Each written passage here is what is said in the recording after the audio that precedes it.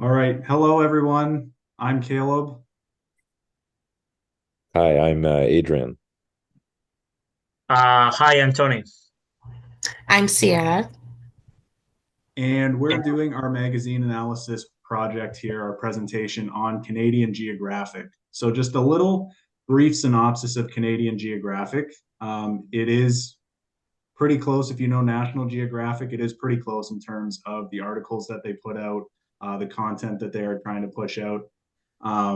Very much involved with the geography of Canada. So different place, different travel aspects of it, different environmental issues that they touch on, just kind of a wide range of, the geography of Canada. So looking through kind of the prompt questions for that we were given for this presentation. So we'll start off with simply who reads this magazine. And I think when going over who reads this magazine, it's important to kind of break it down into the two mediums that they offer this publication on.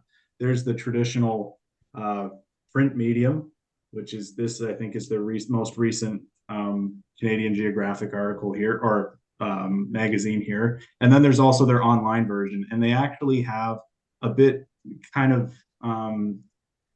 different target audiences here. So, according to the media package that we were handed out here, so feel free if any of our other classmates end up watching this, feel free to um, kind of look along if you want here. But the media package says that the average reader of the print magazine is about 43 years old, so kind of middle age. It skews more male, with 58% readership being males as opposed to 42%.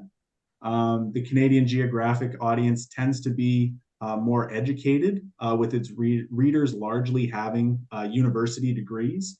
And in terms of their employment, they also have white collar jobs, and the average salary is around $77,000. So, kind of university educated, white collared male individuals is pretty well the average reader of the print magazine. But if you look at the website, it tends to skew younger, um, with the average median age being 36. However, they are 93% more likely to fall into that 18 to 24 age range.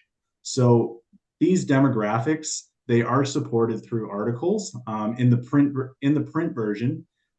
There are two specific articles in here, and I will just pull up one of them to show the camera here, if I can find it in time.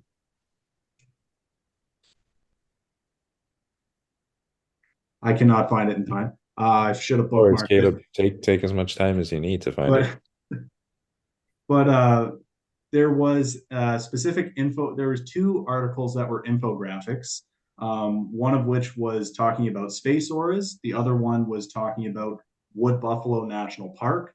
So with it, it kind of had a more scientific feel of in terms of the space auras, breaking down what caused kind of the chemical causes of these colorful auras in the sky. Um, and then also breaking down toxic releases in tailings ponds in Wood Buffalo National Park. So just some of those more in-depth things that a 43-year-old white collar male with a university degree might be intrigued by more, just some of that scientific background there. So it does kind of support that readership. And in terms of the website, one of the things, if you go on their website, that you'll find is there's a lot of travel based stories. And if anyone our age, we kind of all kind of fall in and around that 18 to 24 range. If you look on your Instagram, you're probably seeing a lot of your friends going around traveling right now. It's very popular amongst the social media community, which this 18 to 24 demographic does fall into. And there are a lot of different travel based articles which would that demographic, um, support that younger demographic that website tends to skew towards. So that's kind of going into who reads the magazine. Yep. Hello. Forgive me if I sort of repeat what Caleb has said because the questions were quite similar. I didn't have a physical copy, so I was looking at the media kit and the website. So we'll just go over the mission statement, which is of Canadian Geographic, which is a dedication to uncovering and communicating stories about Canadian people, places, and issues that matter. And if you just take a glance at their website, which I'll do in real time, you can pretty much see at the top they have a banner: environment, exploration, history, and so on. These are the issues that the editors have decided, or they can see matter to their readers. They're front and center, well, front and top. Those are the topics that their readers are interested in. So again, as Caleb said, it's majority male, average age of 43. I mean, this is just rehashing that. But what I'd like to focus on is the reader's love of travel. And I think that is very clearly shown in their website. They have a specific travel section, which is really interesting, which links you to global travel or just into Canada. And then they have stories about, travel to New Brunswick, ice canoeing in Quebec, just reporters who have gone on adventures and reporting back. And what is really interesting is that they have a travel with us section. And if you're on their website, you go to that, Canadian Geographic Adventures. And then they offer trips to go with, I assume it's Canadian Geographic like reporters, and to go with them on these trips. And these readers are, as Caleb said again, 18 to 49. A lot of them have children, mostly white-collar occupations and holding a university degree. And they're more likely to earn $100,000 or more, though their average is $77,000. Yeah, back to more demographic stuff. They're 33% more likely to have children under 18. So lifestyle is another issue that they're interested in. And because people with kids want a good future for their children. Environment is obviously quite a big topic of Canadian Geographic, and it's again in that top banner, listed with their other most important topics. So if you open that banner, you've got various articles on environmental topics. For instance, planting a network of mini forests across Canada, like issues on how to improve Canada's environment for the future generations. And I'm sure with readership who has children under 18, that is something that is very important to them, and that is something they want to learn about.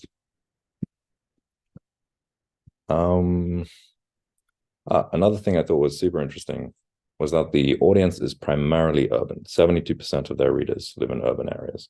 And that's not really surprising since the majority of Canada's population lives in urban areas. But with the magazine's focus on the environment and adventure, you can sense it's people living in cities who yearn for those wide open spaces, the natural environment, the beauty there. So through these travels that they offer, through reading about adventures, they sort of offer their readers a sense of adventure if they can't do it themselves. Some can, obviously, and will go on these adventures with Canadian Geographic, but I would assume the majority of readers are perhaps in an apartment in a grey winter's day, and they want to read about an adventure. And this helps them transport themselves out of that. I'm going to talk about a little bit about the design of this magazine of Canadian Geographic. Well, the first takeaway about the design, I think that the design is pretty compelling and smooth overall, and suggest the reader to go through the magazine. First of all, because there is a great balance of text and images, and that makes reading easy. and makes that the reader doesn't feel overwhelmed by a huge amount of text. That sometimes is a problem of magazines, newspapers, right? That although the content can be interesting, if if there is not the right balance between images and text, can the reading of the reading the magazine can be difficult. Well, I have the one physical magazine here. The magazine feature full page images to present certain topics with brief descriptions, and also it uses graphics to explain more complex questions with detail. For example, in terms of graphics, we can find this example is this edition of the November and December edition. And one example, as I said, is this deep report about how to locate adventurers buried under the snow through the record technology. And there is another deep report about the most serious wildfires ever in Canada. This is another example of about how the magazine tries to illustrate certain topics through graphics. And also the magazine presents other topics with painted images. This is another very interesting trait of the publication. We can see another example here. I can find it now. Yeah, sorry. I had opened the page, but I'm not. Yeah, for example, there's another article with, in this case, kind of abstract images, or more than abstract images painted, right? And the variety of pictures is another remarkable thing, as the magazine features photos of landscapes, animals, and human activities in nature. And this variety also means a great diversity of colors. That is in large. That is in large part what nature is about.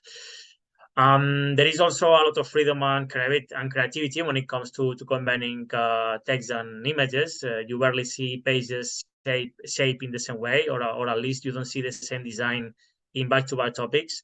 So this is very refreshing for the reader, because you have the sensations that as you read the interview, you are moving forward, right? Sometimes maybe the topics are different, but if the design is the same, or the designs are pretty similar, you feel like if you were reading the same page. In terms of combination text and pictures, there is another thing to look at. It's very unusual seeing a full text page, which makes going through the magazine very easily. It never feels like a very crowded text and comfortable to read. And the space and the type have also to do with it. So as you can see, it's very weird, like seeing one page with no images, right? And if even if you see like a page, for example, this page about this report about how to rescue adventurers, we can see that most part of this page is about text, but the typo and then the space that there is between the lines makes that the paragraph be very readable. And however, the disadvantage, maybe the main weakness of this magazine of Canadian Geographic is like the balance of ads of advertising is not that good. You see them too often in certain points of the magazine, and the excessive presence interrupts the flow for the reader. But nevertheless, it's understandable that such an amount of ads, right? Because it's essential for like getting money for the ads. Is essential for the magazine to survive in the market. In terms of the editorial, the point about design asks us about the editorials. Well, we could say that the editorials make the readers think. They are pretty breaking and thought provoking. In the case of this magazine, in the case of the November and December edition, the editorial talks about the wildfires suffered by Canada last summer, but it's curious because it tries to flip the argument to find a positive side, raising that maybe such a human impact suggests a major interest of people in nature, which is very unusual, because obviously when we think about wildfires, we think about the wildfires as a negative thing, but in this case, as I said, the magazine tries to kind of change the direction of the argument. And yes, overall, in general, to sum it up, the look of the magazine is good, balanced, and attractive in general, and the general tone fits with it. The variety of topics is complemented by a wide and understandable vocabulary. So most of the articles have a clear human component, and a lot of stories are approached from this angle, from the human angle, and that's and is a feature that makes the magazine even more interesting, besides the design. So overall, the kind of content and the design is complements the content pretty well, and it results in a very balanced mix.